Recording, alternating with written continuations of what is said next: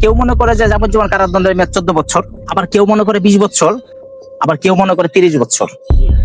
যাবজ্জীবন বলতে অনেকে অনেক বিভিন্ন নানান ধরনের কথা বলে। আচ্ছা, হ্যাঁ, ধন্যবাদ তোমাকে। যাবজ্জীবন কারাদণ্ড অনেকেই অনেক কথা মনে করে। কেউ মনে করে যে যাবজ্জীবন কারাদণ্ডের মেয়াদ 14 বছর, আবার কেউ মনে করে 20 বছর, আবার কেউ মনে করে 30 বছর, আবার কেউ মনে করে যে না, সারা জীবনে জেলে জেলে পচে মরতে হবে। কিন্তু আসলে বিষয়টা এটা না। বিষয়টা হলো, মহামান্য কোর্ট যদি কারোর নামে যদি যাবজ্জীবন কারাদণ্ড দেয়, সেটার বয়স হবে সর্বোচ্চ 30 বছর।